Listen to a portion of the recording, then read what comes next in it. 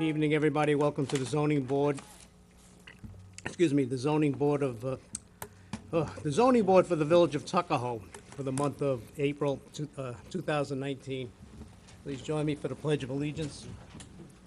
I pledge allegiance to the flag of the United States of America and to the republic for which it stands, one nation, under God, indivisible, with liberty and justice for all.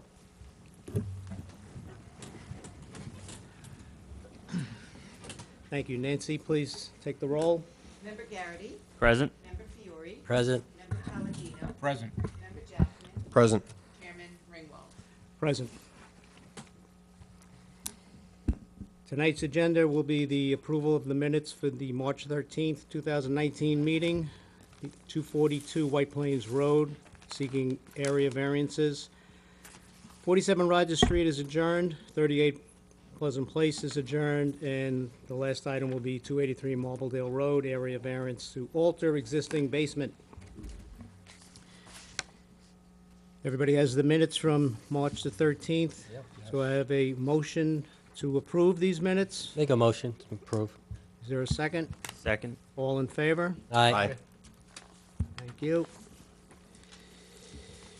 First item will be 242 White Plains Road. Good evening, Chair, members of the board. Thank you. So the applicant is present. I would like to note for the record that the public hearing was closed on this matter as of last month. Are there any changes to this? No changes, no additions. All right. Thank you. Then you can have a seat, please.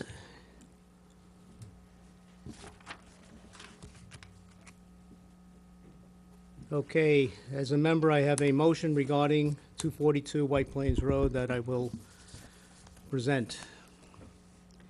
Area variance resolution.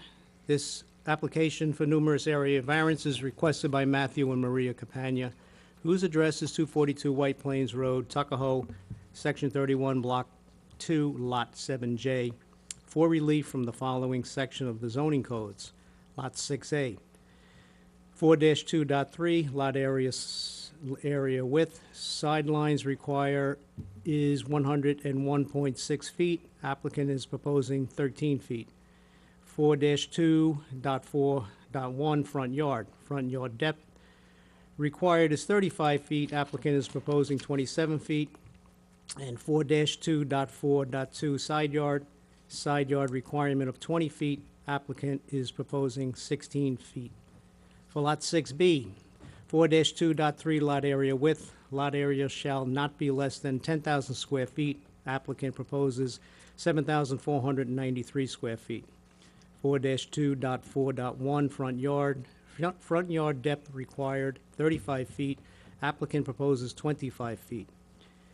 4-2.4.2 side yard requirement of 20 feet. Applicant proposes 9 feet. 4-2.4.3 rear yard depth required of 35 feet. Applicant proposes 25 feet. Background. Applicant owns a single-family home located at 242 White Plains Road, Tuckahoe, New York. Applicant is seeking to subdivide his existing lot to create two lots where the existing home will remain on one lot, 6A, and a new home will be constructed on the other lot, 6B. The existing home will maintain its existing street frontage on Tara Way, while the new lot would have a street frontage to White Plains Road, but would need a new curb cut. It should be noted that this board does not have the authority to subdivide the lot, as that would be in the purview of the planning board. However, if the proposed lot subdivision takes place, then the existing home will become non-conforming via the front yard, rear yard, side yard setback requirements, and the proposed new lot and home will also not conform to the existing zoning laws based on lot size and front yard, rear yard, and side yard setback requirements. Discussion. This appeal is taken from the denial letter from the Tuckahoe Building Inspector dated April 20th, 2018. This denial includes the necessary variances for the proposed newly constructed home, as well as the existing home and lots that will become non-conforming. There was a subsequent denial issued by the building inspector dated November 21st, 2018, as the application was amended to drop the proposed newly constructed home from the application, and the amended application only dealt with and showed the newly proposed nonconforming lot. However, this board requested that the applicant proceed with the information with the proposed home, as this board needed to know the potential consequences of granting of a variance for a substandard lot. We are thus proceeding based on the original denial letter, as that is what the applicant appealed. The instant application was initially heard by the board on May 9, 2018, where this board opened the public hearing. The applicant and the public were then subsequently heard on December 12, 2018, February 13, 2019, and March 13, 2019. Sorry, could I ask one? Is that supposed to be initial application, or is that instant? Instant. It is supposed to be instant. Yes. Okay, thank you. Thank you. The applicant has submitted numerous documents and submissions to this board, and we have taken an extremely hard look at this application for almost a year. There has been opposition to this application from the neighbor at 240 White Plains Road, directly adjacent to this property, and it can be argued that the granting of this application would impact them the most. Further, a number of the neighbors from the properties located below the applicant's property on Winslow Circle expressed concern of potential drainage issues, as Winslow Circle properties have consistent drainage problems currently, and worried that further development would make the drainage problems worse. Finally, during public comments, some neighbors argued that another curb cut and driveway on White Plains Road could make traffic conditions on a very busy road and intersection across from Immaculate Conception School and Church worse. The opinions of the neighbors were not dispositive in reaching our decision. The applicant, through the presentation of the architect and attorney, has made several arguments for why their variance should be granted.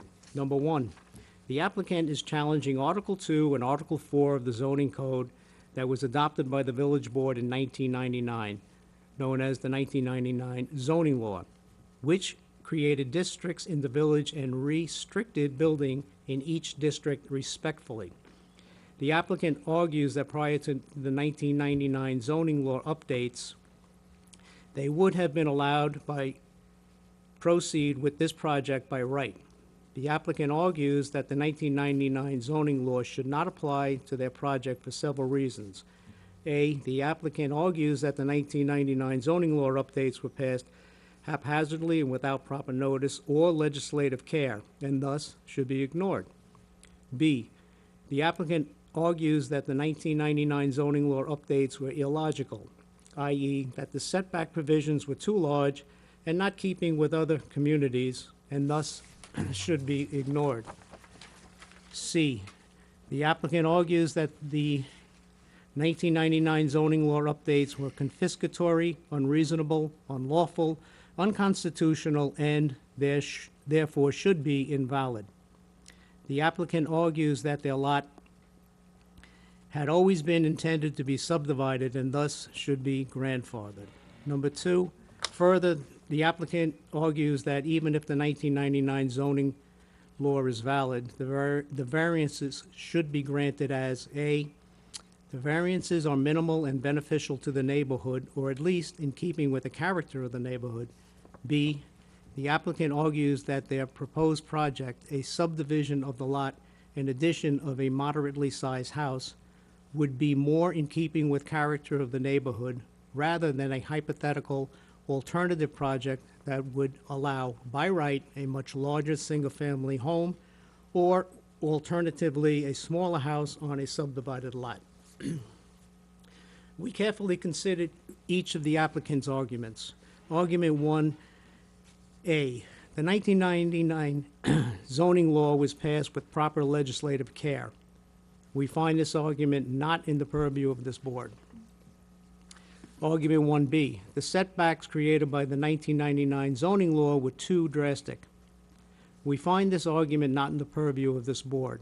However, we make two observations. First, the village meetings indicate that the zoning law update was passed to prevent the subdivisions of lots, as stated in the minutes of the June 14, 1999 Tuckahoe Village Board of Trustees meeting. And I quote, "There have been some concerns by the village board regarding a recent trend to demolish older homes on larger properties and subdivide the properties to construct numerous new homes with reduced yard size or to build such new homes in the side yards between existing houses.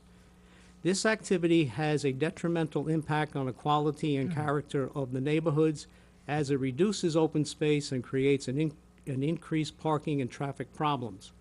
The village board has therefore determined that it is important to limit density in the density, thank you, in the residential areas, and that the most equitable means to accomplish this purpose is to amend the zoning ordinance to increase minimum lot sizes, lot widths, and setback requirements for newly created lots.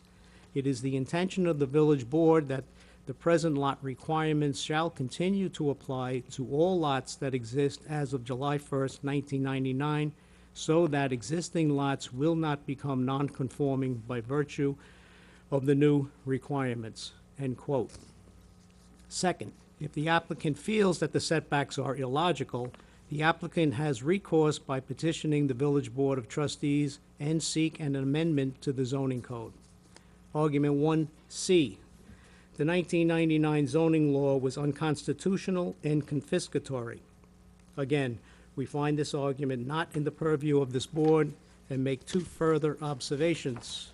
First, any changes to a zoning code or village master plan create changes in economics based on the allowed use. For example, a switch from a single-family use to a multi-family use or from an agricultural use to an industrial use will change the value of the property and area, a normal consequences of any zoning or planning requirements. There is no evidence that this particular property was singled out by the Board of Trustees.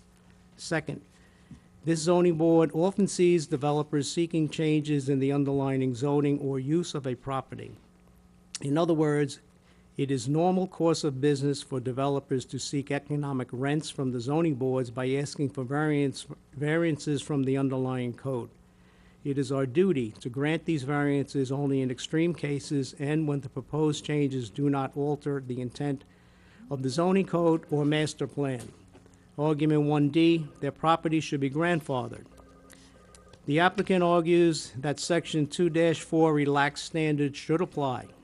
The applicant has not sought an interpretation of the building inspector's denial letter, which has denied the application based on Section 4-2 of the zoning code. Section 2-4 of the zoning code was the section that created the districts in the village. There is a grandfather clause contained in Section 2-4.5, which grandfathered in landowners that had a permit issued before the enactment of the law. This board acknowledges that some historical plans show the lot subdivided into two parcels. We also note that the lot was likely not developed as the 6B area of the property consists of a large rocky hill, and thus it was likely impractical and/or non-economical to develop in the past. Second, this board acknowledges that the applicant had in their past had at least two sets of drawings created for the subdivision of the lot and the addition of a second house on the property. For reasons only known to the applicant, these projects never proceeded. The 1999 zoning law update has now been in place for nearly 20 years. At this point, it is our opinion that the 1999 zoning law is valid and that the property should not be grandfathered and exempt from the 1999 zoning law. Therefore, even if the applicant were to have brought the proceedings for an interpretation, we would have agreed with the building inspector in that Section 2-4 would not apply. We, therefore, based on the above, are looking at the denial letter of Mr. Williams dated April the 20th, 2018, to the facts presented by the applicant. Argument 2A. You want someone else to take a turn, Tom? I'm all right, thanks. Argument 2A, the requested variants are minimal.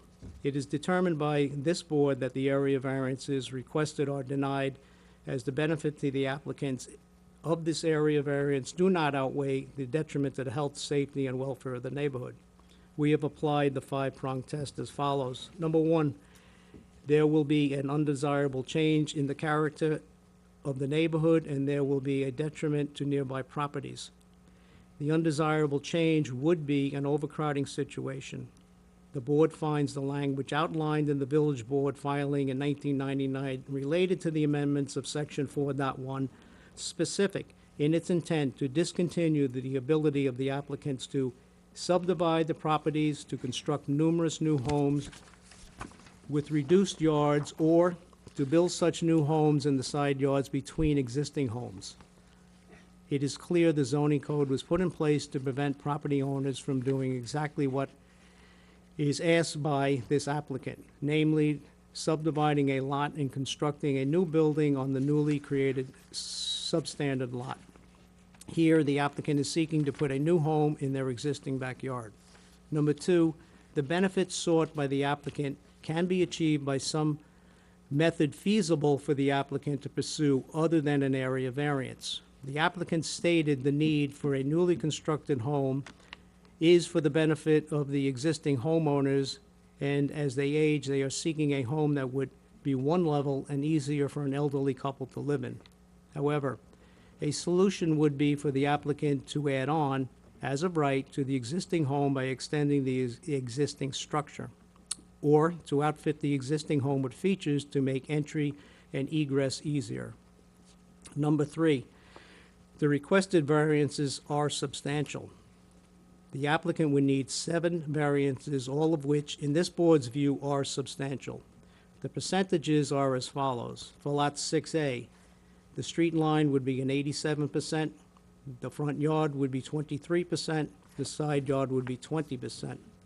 For Lot 6B, the area width would be 25%, front yard 29%, side yard 55%, rear yard 29%. It is clear on its face that the number of variances requested, coupled with the degree of each of the variances requested, are substantial. Number four, the proposed variance will have an adverse impact on the physical or environmental condition in the neighborhood, in that environmental conditions such as possible drainage issues may impact the neighbors located at the properties below the applicant. These concerns are expressed at the public hearing by the neighbors that reside below grade to the applicant's property. Further, the entrance to the proposed new home would be on White Plains Road. White Plains Road is a heavily used road, and the location of the applicant's property is located at a bend in the road, which would make it difficult for vehicles exiting and entering the proposed new home. Number five, the alleged difficulty was self-created. The applicant owned this property for over 30 years and has lived comfortably on the premises. They could have made a comparable change as a matter of right for the first 10 years they owned the property. The law was changed in 1999 and no action was taken for almost 2 decades, despite applicant admitting that they knew about the change of law within months of the enactment.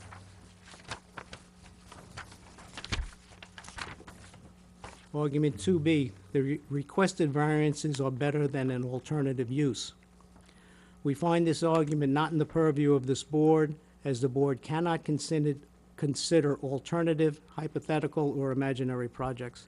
We would further observe the village board of trustees may have preferred larger homes on larger lots within the village of Tuckahoe, or smaller homes with larger setbacks. Final determination. We acknowledge the effort expanded by the applicant and his professionals. However, its simple form, in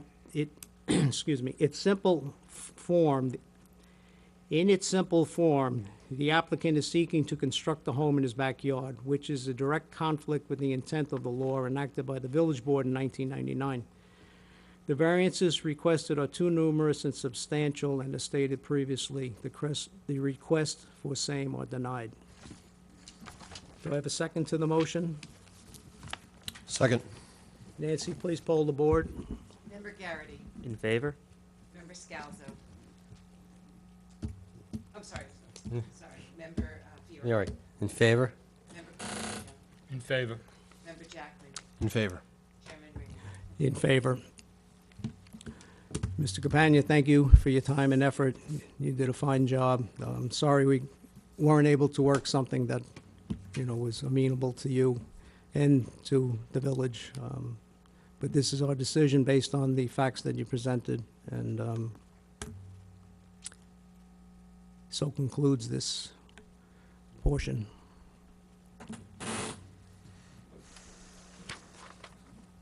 Board, this has been a long road, obviously, and I just want to thank you for your time.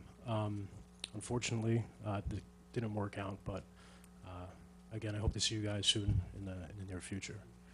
Yep. Okay, All right, You've been quite a professional, and we appreciate very, it. very professional. Thank you. appreciate it. Thank you. Thank you. Good night.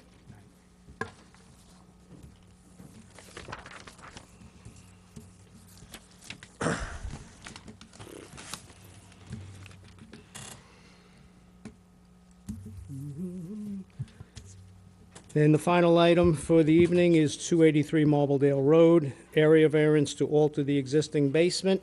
Is the applicant present? Please step forward.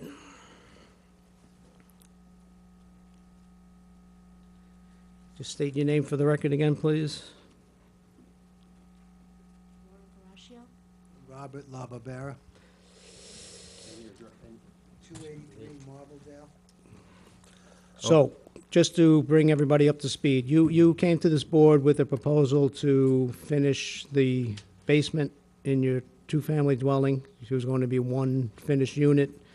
We went forward and approved that. You then came back with some changes and decided to split that basement basically in half and finish both ends, you know, one for each of the two families.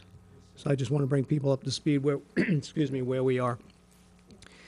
You have new drawings for us that we'd like you to put up on the board and go through. Wait a minute. And for the public, we are comparing these drawings to what was previously approved by the by the board for the applicant. Nothing that will help, no binder clips or anything. Is there anything? There's a binder clip behind the Is board. there anything behind it? There, yeah, there is.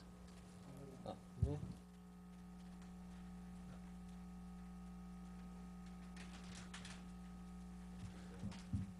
Guess one of you is going to have to stand there and hold it, I think. Just stand out over to the side there so the camera can see it. Okay, there we go.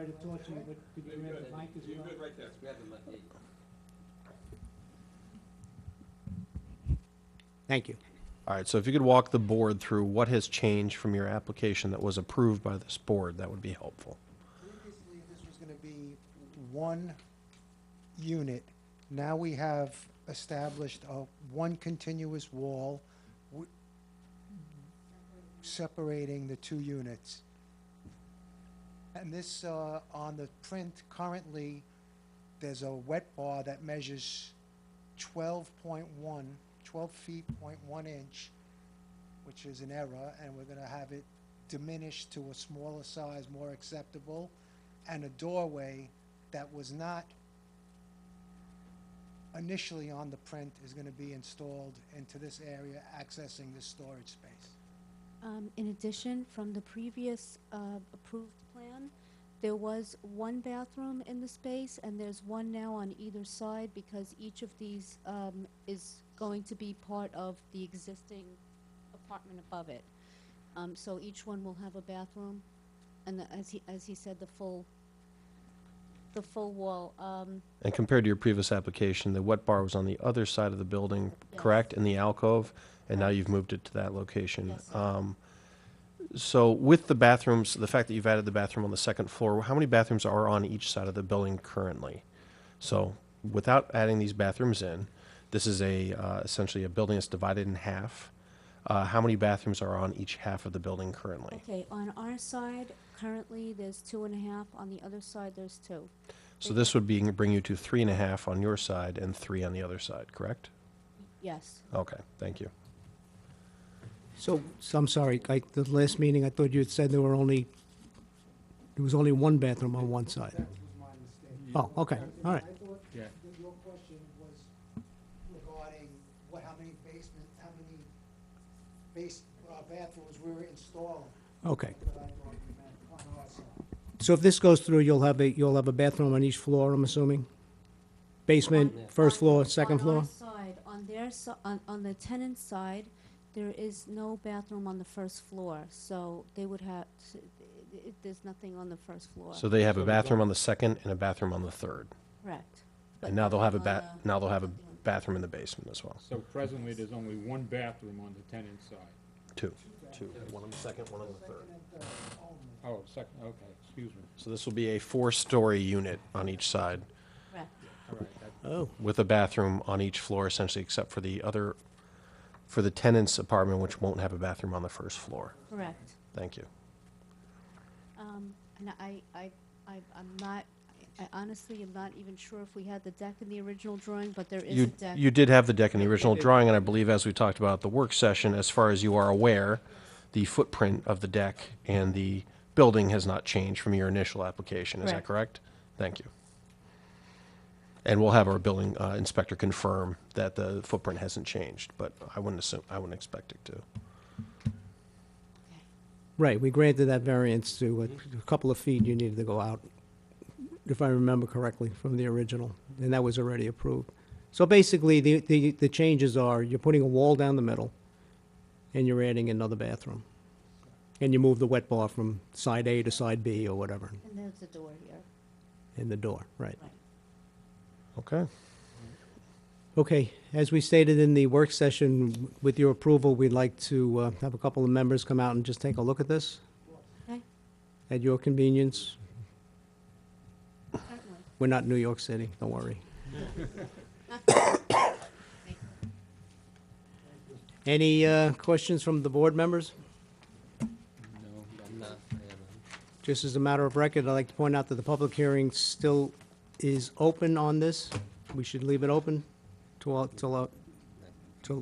our following meeting. is there anybody here that want to say anything? Public meeting.